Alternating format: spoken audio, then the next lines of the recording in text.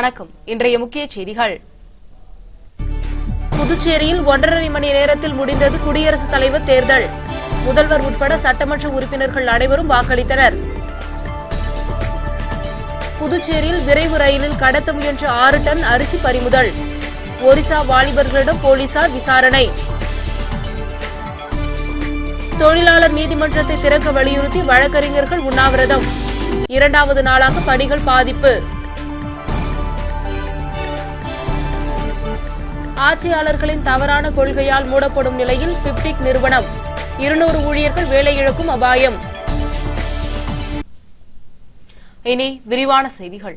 புதுச்சேரியில் நடைபெற்ற குடியரசுத் தலைவர் தேர்தலில் முதல்வர் ரங்கசாமி உட்பட 30 சட்டமன்ற உறுப்பினர்கள் தமது வாக்கினை பதிவு செய்தனர். புதுச்சேரியில் நடைபெற்ற குடியரசுத் தலைவர் தேர்தலில் முதல்வர் மற்றும் சட்டமன்ற உறுப்பினர்கள் வாக்களிக்கும் வகையில் சட்டமன்ற வளாகத்தில் உள்ள குழு அறையில் வாக்குச்சாவடி அமைக்கப்பட்டிருந்தது. காலை 10 மணிக்கு தொடங்கிய வாக்குப்பதிவில் சரியாக 10:45 மணி அளவில் சட்டசபை வந்த முதல்வர் ரங்கசாமி குடியரசுத் தலைவர் தேர்தலில் தமது வாக்கினை பதிவு செய்தார்.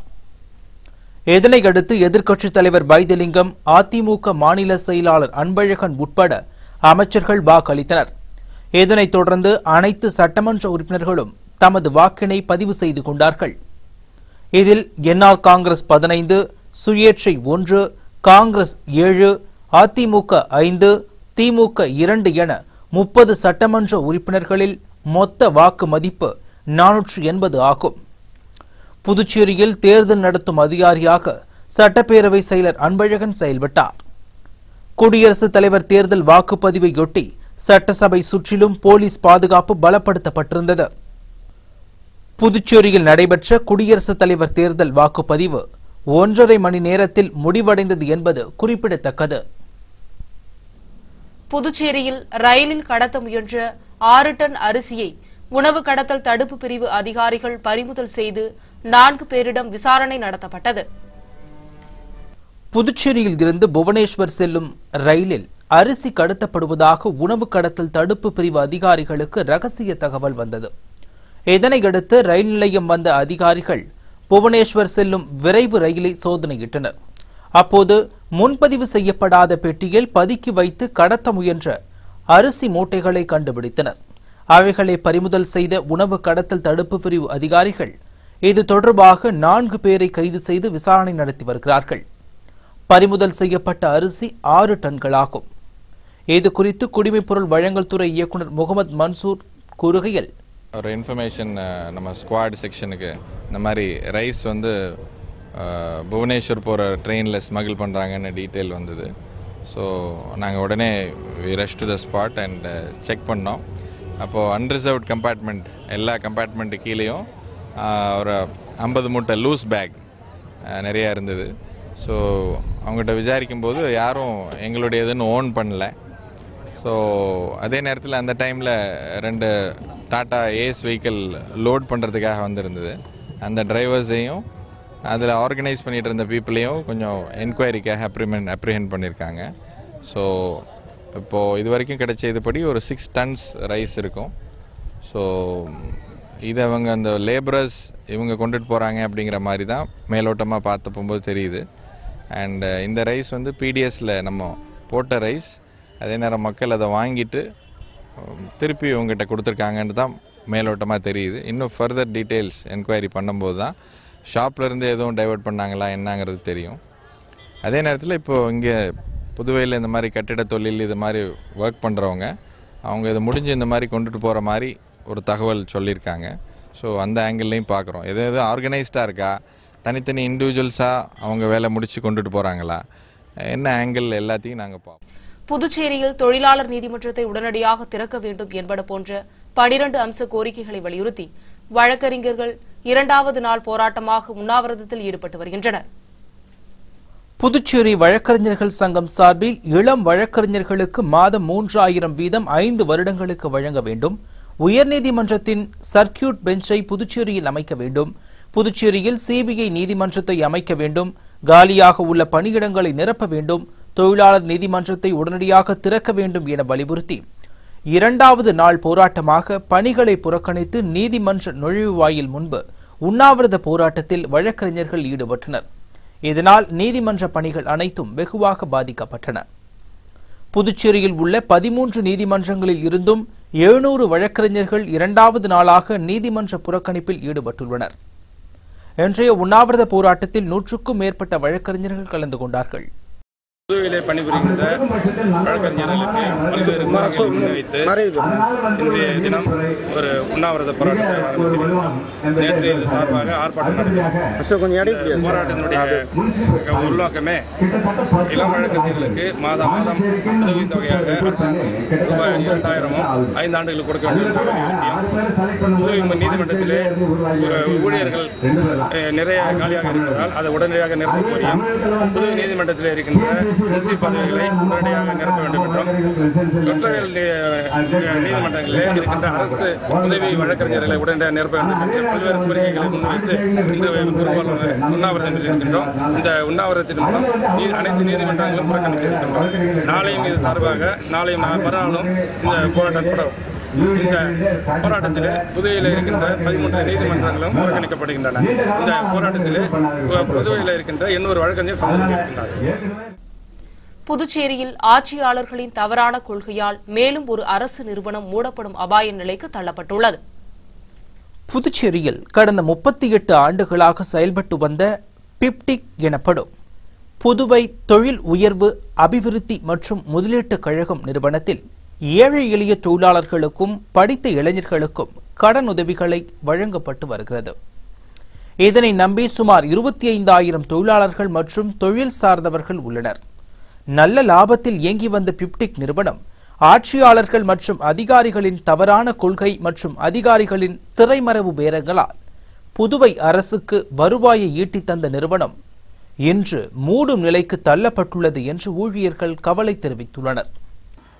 கடந்த 38 ஆண்டு காலமாக நல்ல லாபத்தோடு இயங்கி வந்த நிறுவனம் புதுச்சேரி மக்களுக்கு ஏழை எளிய மக்கள்லாம் வேலை வாய்ப்பை கொடுக்கக்கூடிய தொழிற்பேட்டைகள், படித்த இளைஞர்களுக்கு வேலை வாய்ப்பை உருவாக்கக்கூடிய தொழிற்பேட்டைகளை அமைத்து தந்து இந்த மாநிலத்தில் வேலைவாய்ப்பு திண்டாட்டத்தை ஒழிப்பதற்காக பாடுபட்டுக்கிட்டு இருக்குன்னு கூட சொல்லலாம். அப்படிப்பட்டது பிப்டிக் நிறுவனம். அந்த நிறுவனம் இன்றைக்கி நல்ல லாபமாக இருந்த நிறுவனம் இன்றைக்கி நஷ்டத்தில் போய்கிட்டு இருக்கு. இதுக்கு காரணம் என்னன்னாக்கா ஆட்சியாளர்களுடைய தவறான முடிவுகள், ஆட்சியாளர்களுடைய தவறான கொள்கை தான் இது. ஏன்னா மீண்டு வர முடியாது. நாங்கள் வட்டி விட்டு அதை மூலதனமாக வச்சு தான் இங்கே பிப்டிக் நிர்வாகம் இயங்கிக்கிட்டு இருக்குது. வட்டியை திரும்ப வரலனாக்கா அந்த நிர்வாகம் எப்படி இயங்க முடியுங்க? கடன் கேட்டு சிறு சிறு படித்த இளைஞர்கள் வேலை வாய்ப்பை தேடி இது கடன் கேட்டு வர்றாங்க. அவங்களுக்கெல்லாம் கடன் கொடுக்க முடியாத ஒரு சூழ்நிலை இன்றைக்கி உருவாகி இருக்கிறது. சட்டமன்ற உறுப்பினர்களுக்கு எந்த மாநிலத்திலுமே கார் கொடுத்ததில்லை. ஆனால் இங்கே கார் ஓட்டுநர்களுக்கு சம்பளத்தை இந்த நிறுவனம் கொடுக்க வேண்டிய அவசியமே கிடையாது, சம்பந்தம் கிடையாது. பிப்டிக்கும் இந்த கார் ஓட்டுநர்களுக்கு சம்பந்தம் கிடையாது. அந்த கார் ஓட்டுநர்களுக்கு இங்கேருந்து கொடுக்குறோம். வாரிய தலைவர் அவருடைய இதுக்கு கார் கொடுத்துருக்காங்க. அந்த காருக்கு பெட்ரோல் செலவே மாதம் 25,000க்கு மேலே ஆகுது. இதில் விலை உயர்ந்த செல்ஃபோன்கள், அவருக்கு கார் கொடுத்தது கூட ஒரு வகையில் இருக்கட்டுங்க. அவருடைய பிஏவுக்கு ஹீரோ ஹோண்டா வண்டியை வாங்கி கொடுத்துருக்காங்க. அதுக்கு பெட்ரோல் செலவு 2,000க்கு மேலே. இப்படி அதே மாதிரி ஏராளமான பேர் போகிறாங்க பார்வையாளர்கள். இவங்களுக்கு தேநீர் விருந்து அது இது எல்லாம் பிப்டிக் செலவுலேயே. இப்படி பிப்டிக் செலவை இப்படி ஒவ்வொருத்தராக இப்படி பந்தாடிக்கிட்டு இருந்தாக்கா, சூறையாடிக்கிட்டு இருந்தாக்கா இந்த நிறுவனத்துடைய செலவினங்கள் ரொம்ப அதிகமாகிக்கிட்டே இருக்குது. இப்போ இந்த மாதிரியான ஒரு சூழ்நிலை, இந்த சுரண்டல் போக்குகள் நீடித்து கொண்டே இருந்தால் மிக விரைவிலேயே இந்த பிப்டிக் நிறுவனம் மூடப்படக்கூடிய நிலை இருக்குங்க. இதில் அரசாங்கம் ஒரு பொறுப்புணர்வோடு ஒரு நல்ல நிறுவனத்தை பாதுகாக்கிறதுக்கு நடவடிக்கை எடுக்க வேண்டுமாறு மரியாதைக்குரிய மாண்புமிகு முதல்வர் அவர்களையும் தொழில்துறை அமைச்சர் அவர்களையும் நாங்கள் வேண்டி விரும்பி கேட்டுக்கொள்கின்றோம். தொழிற்சாலை மற்றும் பல ஆயிரம் இளைஞர்களுக்கு கடன் வழங்கி வந்த நிறுவனம் கடந்த ஓராண்டாக இளைஞர்களுக்கு கடன் கொடுப்பதும் தொழிற்பேட்டையில் மேற்கொள்ளப்படும் மேம்பாட்டு பணிகள் முழுவதும் முடங்கி போயுள்ளன. பிப்டிக்கின் செயல்பாடற்ற தன்மையால் 200 ஊழியர்கள் வேலை இழக்கும் அபாயம் ஏற்பட்டுள்ளது. மேலும் பிப்டிக்கில் தொடங்கப்பட்ட சிப்பன்ஸ் மூடப்பட்டு விட்டது. ஆனால் அதில் பணிபுரிந்த ஊழியர்களுக்கு கடந்த 2 ஆண்டுகளாக சம்பளம் வழங்கப்படுவதும் பிப்டிக் சேர்மன் அங்காளனின் ஆடம்பர செலவுகளால் பிப்டிக் நிறுவனம் மூடப்பட உள்ளதாக ஊழியர்கள் குற்றம் சாட்டியுள்ளனர். பேசிக்கு பேப்ஸ்கோ இதுமாரி சுகர் மில் ஸ்பின்கோலாம் மூடிட்டாங்கல்ல, அந்த மாதிரி வந்து ஏஎஃப்டி மில் மூடின மாதிரி பிப்டிக்கு எதிர்காலத்தில் மூடக்கூடாதுன்றதை நாங்கள் முன்கூட்டியே எச்சரிக்கை பண்ணி அந்த மாதிரி வரக்கூடாதுன்றது இந்த வர கடனை வசூல் பண்ணணும். பேசிக், பேப்ஸ்கோ, மகளிர் ஆணையம் உள்ளிட்ட நிறுவனங்கள் பிப்டிக் நிறுவனத்தை மூடாமல் பாதுகாக்க அரசு நடவடிக்கை எடுக்க வேண்டும் என ஊழியர்கள் வலியுறுத்தியுள்ளார்கள். புதுச்சேரியின் பழம்புகழ் மிக்க சிவவள்ளி விலாசில் ஆன்டிக் மற்றும் வைர நகைகளுக்கு ஆடு தள்ளுபடி விற்பனை துவங்கியுள்ளது. 83 ஆண்டுகள் பாரம்பரியமிக்க சிவவள்ளிவிலாஸ் ஜுவல்லர்ஸ் பாரதி வீதியிலும் சிவவள்ளிவிலாஸ் கோல்ட்மார்க் கொசக்கடை வீதியிலும் வாடிக்கையாளர்களின் கைராசி நிறுவனங்களாக இயங்கி வருகின்றன. இதில் புதிதாக துவங்கப்பட்ட கோல்டன் லோட்டஸ் பிரிவிலேஜ் கார்டு திட்டத்தில் தொடர்ந்து நகைகளை வாங்கும்போது தங்க காசு மற்றும் வைர நகைகளை பரிசாக வழங்கப்படும் என அறிவிக்கப்பட்டிருந்தது. அதன்படி வாடிக்கையாளர் ரவி என்பவருக்கு தங்க காசு பரிசாக வழங்கப்பட்டது.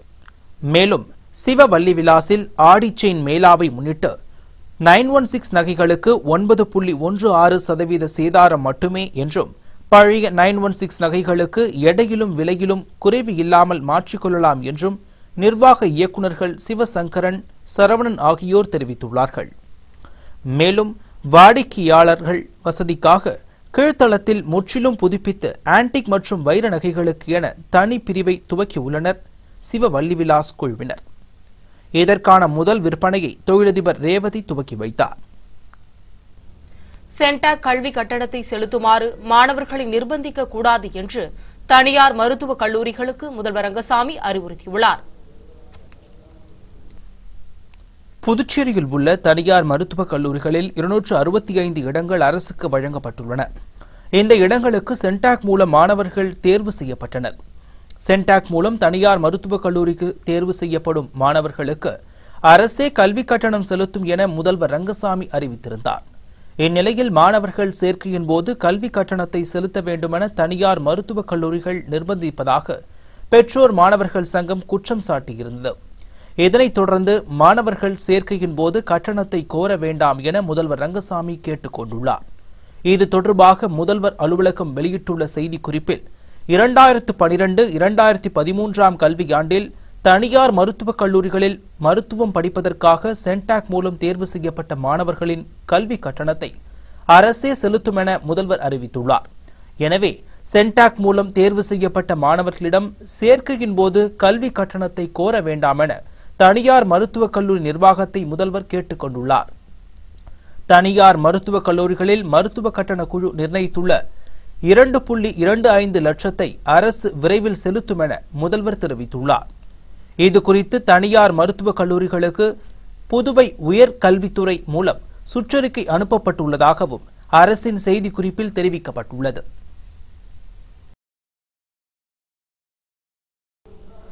பெரிய மார்க்கெட் அருகே வாகனம் நிறுத்த தடை விதித்ததற்கு எதிர்ப்பு தெரிவித்து பொதுமக்கள் மற்றும் வியாபாரிகள் சாலை மறியலில் ஈடுபட்டனர். நேரு வீதியில் உள்ள பழைய சிறைச்சாலை கட்டிடம் இருசக்கர வாகனங்கள் நிறுத்தும் இடமாக மாற்றப்பட்டுள்ளது.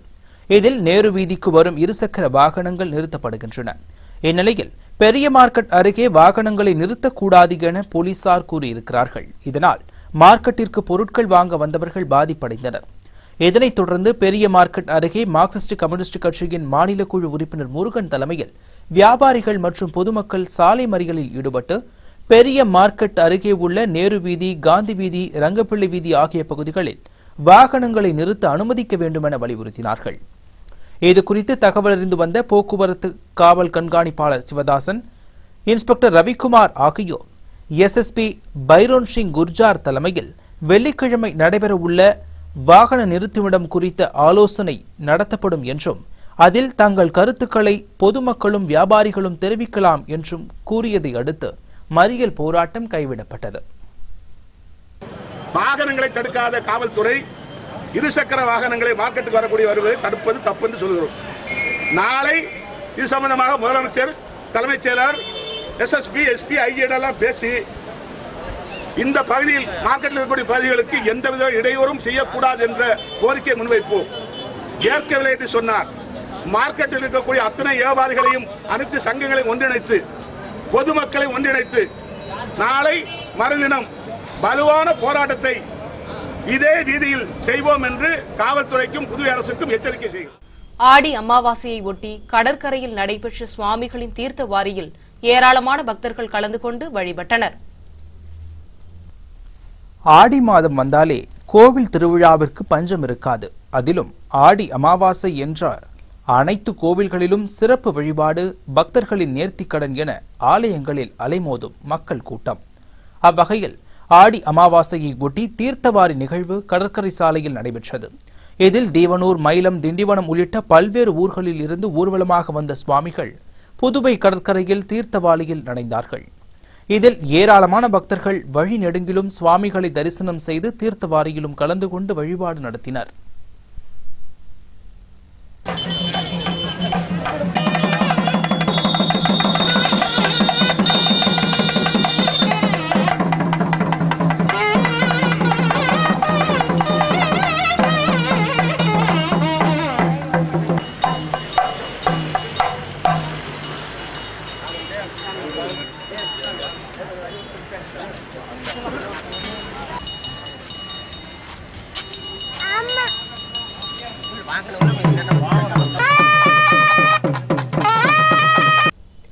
கரிக்கலாம்பாக்கத்தில் பொதுப்பணித்துறை சார்பில் அமைக்கப்பட்டுள்ள ஆழ்குழாய் கிணறு மற்றும் நீர் உந்து நிலையங்களை மக்கள் பயன்பாட்டிற்காக அமைச்சர் ராஜவேலு திறந்து வைத்தார். நெட்டப்பாக்கம் கொம்யூன் ஏம்பலம் சட்டமன்ற தொகுதிக்கு உட்பட்ட கரிக்கலாம்பாக்கம் கிராமத்தில் தற்போது நிலவி வரும் குடிநீர் பற்றாக்குறையை போக்க மேம்படுத்தப்பட்ட குடிநீர் வழங்கல் திட்ட பணிக்காக பொதுப்பணித்துறை மூலம் 3 ஆழ்குழாய் கிணறுகள், நீருந்து நிலையங்கள் மற்றும் அதனை சார்ந்த பணிகளுக்கு 32 லட்சம் ரூபாய் மதிப்பீட்டில் திட்டம் செயல்படுத்தப்பட்டுள்ளது. இந்நீர் உந்து நிலையங்களை நல மற்றும் சுகாதாரத்துறை அமைச்சர் ராஜவேலு மக்கள் பயன்பாட்டிற்கு தொடங்கி வைத்தார். இவ்விழாவில் பொதுப்பணித்துறை பொது சுகாதார கோட்ட செயற்பொறியாளர் ஜெயக்குமார், கிராம குடிநீர் திட்ட உதவி பொறியாளர் ஞானசேகரன், இளநிலை பொறியாளர் ராஜன், நெட்டப்பாக்கம் கொம்யூன் ஆணையர் சத்தியமூர்த்தி மற்றும் ஊர் பொதுமக்கள் பலர் கலந்து கொண்டார்கள்.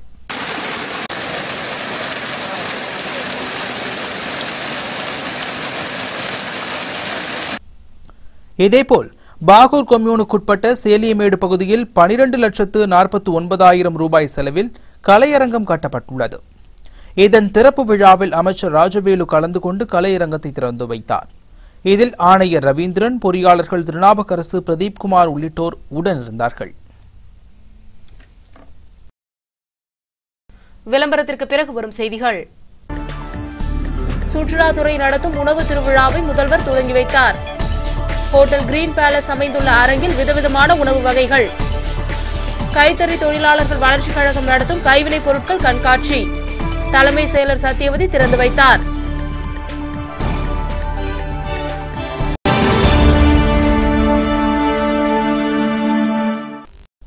செய்திகள் தொடர்கின்றன. சுற்றுலாத்துறை சார்பில் நடைபெறும் உணவு திருவிழாவை முதல்வர் ரங்கசாமி தொடங்கி வைத்தார். புதுச்சேரி விருந்தோம்பல் துறையின் பல்வேறு உணவு வகைகளை பொதுமக்களுக்கும் சுற்றுலா பயணிகளுக்கும் அறிமுகப்படுத்தும் வகையில் சுற்றுலாத்துறை உணவு திருவிழா 2012 எனும் நிகழ்வை நடத்துகிறது. 22ஆம் தேதி வரை நடைபெறும் இவ்விழாவின் தொடக்க நாள் நிகழ்ச்சிகள் முதல்வர் ரங்கசாமி சிறப்பு விருந்தினராக கலந்து கொண்டு உணவு திருவிழாவை தொடங்கி வைத்தார். தொடர்ந்து திருவிழாவில் கலந்து கொண்டுள்ள புதுச்சேரியை சேர்ந்த முன்னணி விடுதிகள் மற்றும் உணவகங்களின் அரங்குகளை பார்வையிட்ட முதல்வர் உணவினையும் ருசித்து மகிழ்ந்தார். தொடர்ந்து விழாவில் கலை நிகழ்ச்சிகளும் நடத்தப்பட்டன.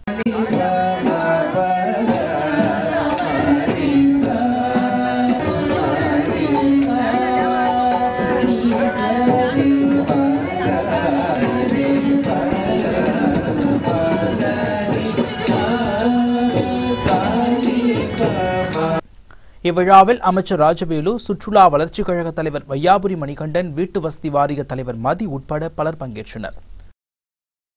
இதனிடையே சுற்றுலா பயணிகளை கவரும் வகையில் மறைமலடிகள் சாலையில் அமைந்துள்ள கிரீன் பேலஸ் உணவகம் உணவு திருவிழாவில் பங்கேற்றுக் கொண்டுள்ளது. இதில் குறைந்த விலையில் சைவ அசைவ உணவுகள் பிரத்யேகமாக செய்யப்பட்டு விற்பனைக்காக வைக்கப்பட்டுள்ளன. பொதுமக்கள் பலர் கிரீன் பேலஸ் உணவகம் அமைந்துள்ள அரங்கிற்கு வந்து பல வகை உணவுகளை உண்டு மகிழ்கின்றனர். இந்நிலையில் உணவு அரங்கிற்கு வந்த ஸ்ரீ சப்தகிரி குழும நிறுவனர்களும் தொழிலதிபர்களுமான VP சிவக்கொழுந்து, VP ராமலிங்கம் ஆகியோர் பார்வையிட்டு உணவுகளை உண்டு மகிழ்ந்தார்கள். இவ்வுணவு திருவிழாவில் பன்னாட்டு உணவு வகைகளான இந்திய, இத்தாலி, பிரெஞ்சு, சீனா உணவு வகைகள் மற்றும் வியட்நாம் ரொட்டி வகைகள், ஐஸ்கிரீம் வகைகள் குறைந்த விலையில் விற்பனை செய்யப்படுகிறது என்பது குறிப்பிடத்தக்கது. கைத்தறி தொழிலாளர்கள் வளர்ச்சிக் கழகம் நடத்தும் அனைத்து கைவினைப் பொருட்கள் கண்காட்சியை தலைமை செயலர் சத்தியவதி திறந்து வைத்தார்.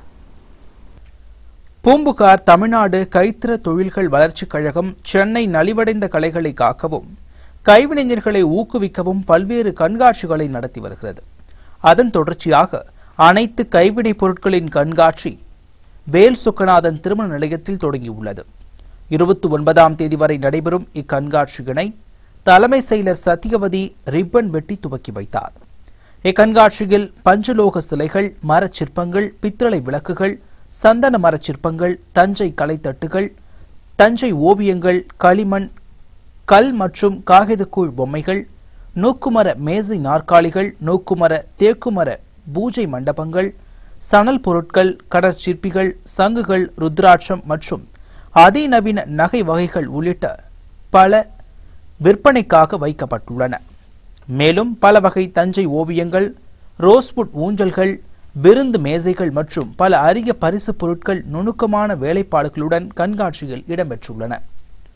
காலை 10 மணி முதல் இரவு 8 மணி வரை திறக்கப்பட்டிருக்கும் இக்கண்காட்சிகள் விற்பனை செய்யப்படும் அனைத்து பொருட்களுக்கும் 10% சிறப்பு தள்ளுபடி வழங்கப்படுகிறது. அனைத்து கடன் அட்டைகளும் எவ்வித சேவை கட்டணமுமின்றி ஏற்றுக்கொள்ளப்படும் என்றும் தெரிவிக்கப்பட்டுள்ளது. பாரதியார் பல்கலைக்கூட மாணவரின் நீர்வண்ண ஓவிய கண்காட்சி 3 நாட்கள் நடைபெறுகிறது.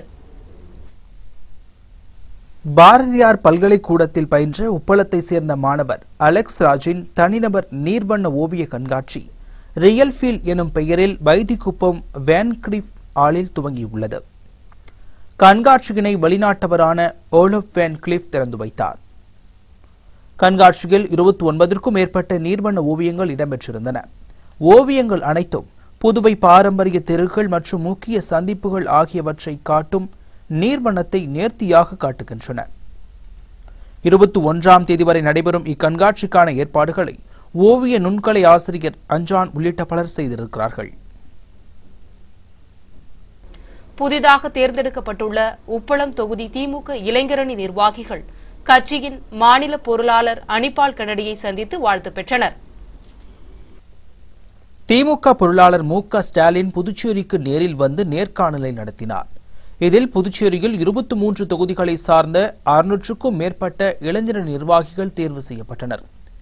இவர்களில் தொகுதிக்கு ஒரு அமைப்பாளரும் 4 தொகுதி துணை அமைப்பாளர்களும் தேர்வு செய்யப்பட்டிருக்கிறார்கள். தற்போது நேர்காணல் தேர்வு செய்யப்பட்ட இளைஞரணி நிர்வாகிகள் பட்டியலை தலைமை கழகத்தின் ஒப்புதலுடன் பொருளாளர் மு.க. ஸ்டாலின் வெளியிட்டுள்ளார்.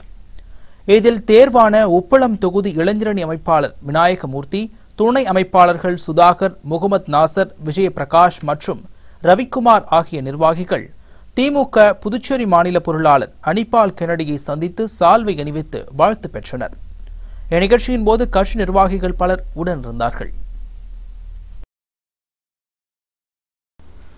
ரோட்டரி எலைட் சங்கம் சார்பில் விடுதி மாணவர்களுக்கு இரவு உணவு வழங்கும் நிகழ்ச்சி நடைபெற்றது. ரோட்டரி எலைட் சங்கத்தின் சார்பில் ஆம்பூர் சாலையில் அமைந்துள்ள புனித லூயிஸ் தே கொன்சேகா உயர்நிலைப் பள்ளியில் விடுதி மாணவிகளுக்கு இரவு உணவுகள் வழங்கப்பட்டன. இந்நிகழ்ச்சியில் ரோட்டரி எலைட் சங்க தலைவர் தொழிலதிபர் நமச்சிவாயம் தலைமையேற்க செயலர் சுந்தரவர்தன் வரவேற்று பேசினார். மாணவிகளுக்கான இரவு உணவை பெருந்தலைவர் காமராஜர் கலைக்கல்லூரி முதல்வரும் சங்கத்தின் இயக்குநருமான ராமசாமி வழங்கினார். இந்நிகழ்ச்சியில் பள்ளியின் முதல்வர் அம்ரோஸ் மற்றும் சக சகோதரிகள் கலந்து கொண்டு சிறப்பித்தனர்.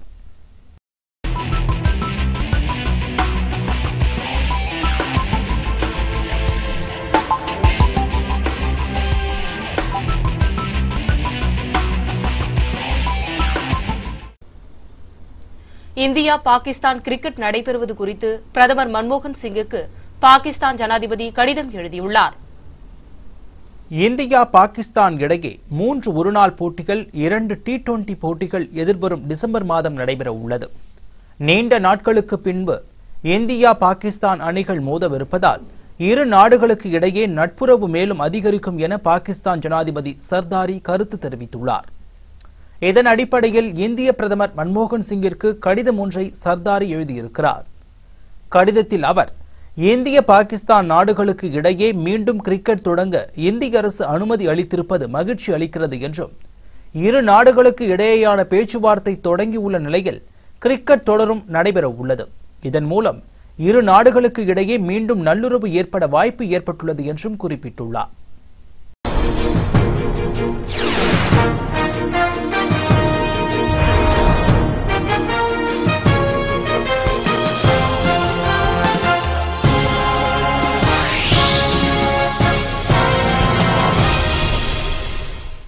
பாதிக்கப்பட்ட புகுஷிமா அணு உலையில் இருந்து எரிபொருள் நீக்கும் பணி தொடங்கியுள்ளது.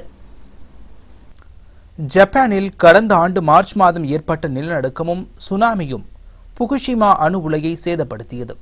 இதனைத் தொடர்ந்து புகுஷிமா அணுமின் நிலையத்திலிருந்து எரிபொருளை நீக்கும் பணி மேற்கொள்ளப்பட்டது. இப்பணியில் 12க்கும் மேற்பட்ட நிபுணர்கள் வெள்ளை கவச உடை அணிந்து ஈடுபட்டனர். மிக மோசமாக பாதிக்கப்பட்ட அணு உலை பிரிவு 4 இருந்து எரிபொருள் கிரேன் மூலம் அகற்றப்பட்டது. ஒவ்வொன்றும் 12 அடி நீளம் கொண்ட 2 எரிபொருள் கொண்ட உருளைகள் நீக்கப்பட்டன. சுனாமியால் கடுமையாக பாதிக்கப்பட்ட டோக்கியோ எலக்ட்ரிக் பவர் கார்ப்பரேஷனின் அணுமின் நிலையத்திலிருந்து முதன்முறையாக அணு எரிபொருள் நீக்கப்பட்டுள்ளது. இப்போது செயலிழக்கப்பட்ட எரிபொருள் உருளையில் எந்த அளவிற்கு பாதிப்பு உள்ளது என்பதை ஆராயப்போவதாக நிறுவன உயர் அதிகாரிகள் தெரிவித்துள்ளனர்.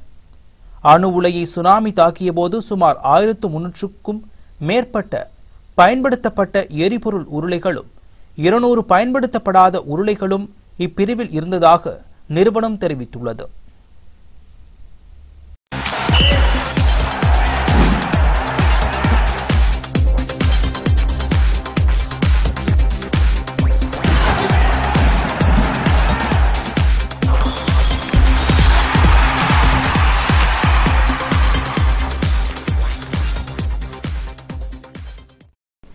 இந்தியாவுக்கு எதிரான தொடரிலிருந்து கிடைக்கும் வருமானத்தில் தங்களுக்கு பங்கு வேண்டும் என பாகிஸ்தான் கோரிக்கை விடுத்துள்ளது. இந்தியா பாகிஸ்தான் அணிகளுக்கு இடையே 3 ஒருநாள் போட்டி 2 T20 போட்டி கொண்ட தொடர் எதிர்வரும் டிசம்பர் மாதம் நடத்த திட்டமிடப்பட்டுள்ளது. இத்தொடருக்கு கவாஸ்கர் உள்ளிட்ட பலர் எதிர்ப்பு தெரிவித்தனர். இந்நிலையில் இத்தொடரில் இருந்து கிடைக்கும் வருமானத்தில் தங்களுக்கும் பங்கு வேண்டுமென பாகிஸ்தான் கிரிக்கெட் வாரியம் கேட்டுக் கொண்டுள்ளது. இதுகுறித்து பிசிபி அதிகாரி ஒருவர் கூறுகையில், இரு அணிகள் மோதும் போட்டிகளில் இருந்து கிடைக்கும் வருமானத்தில் எங்களுக்கும் பங்கு வேண்டும். இதை இந்தியா ஏற்றுக்கொள்ளாவிடில் லாபம் பெற வாய்ப்பு இல்லை என்றும், பாகிஸ்தானில் பாதுகாப்புக்கு உகந்த சூழல் ஏற்பட்டால் மட்டுமே இந்திய அணியை அனுப்ப முடியும் என்றும் பிசிசிஐ சொல்கிறது. மும்பை தாக்குதலுக்கு பின்னர் நாங்கள் கோரிக்கை வைத்தும் பொதுவான இடத்தில் விளையாடவும் சம்மதிக்கவில்லை. எனவே இந்த பங்கின் மூலம்தான் 2009ஆம் ஆண்டில் சந்தித்த இழப்பை சரி செய்ய முடியும் என்றும் பாகிஸ்தான் தெரிவித்துள்ளது.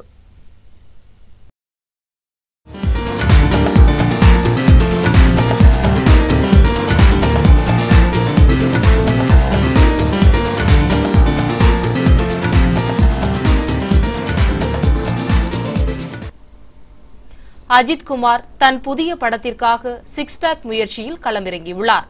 இதனால் நீண்ட நேரம் உடற்பயிற்சி நிலையத்தில் செலவிடுகிறார். தல அஜித் குமாரின் பில்லா 2 திரையரங்குகளில் வெற்றிகரமாக ஓடிக்கொண்டிருக்கிறது. இப்படத்தை முடித்தவுடன் விஷ்ணுவர்தன் இயக்கத்தில் அடுத்த படத்தில் நடிக்க தொடங்கினார் அஜித். இப்போது படப்பிடிப்புகள் ஆந்திரா, மும்பை என இந்தியாவின் பிரதான நகரங்களில் நடந்து வருகின்றது. இப்படத்தின் கதைப்படி அஜித் 6 பேக் வைக்க வேண்டும் என்று இயக்குனர் விஷ்ணுவர்தன் தெரிவித்திருக்கிறார். இதன்படி தல அஜித் நீண்ட நேரம் உடற்பயிற்சி நிலையத்தில் இருந்து கடுமையான உடற்பயிற்சி செய்து வருகிறார். இப்படத்தில் அஜித்திற்கு ஜோடியாக நயன்தாரா நடிக்கிறார். இப்படத்திற்கான துணை இயக்குனரும் அவரே. இவர்களுடன் 2ஆம் கதாநாயகனாக ஆர்யாவும் இவருக்கு ஜோடியாக டாப்ஸியும் நடித்து வருகின்றனர். தீவிர உடற்பயிற்சியில் அஜித் ஈடுபட்டதன் விளைவாக தற்போது இன்னும் இளமையாக காட்சியளிக்கிறார் என்று விஷ்ணுவர்தன் கூறியிருக்கிறார்.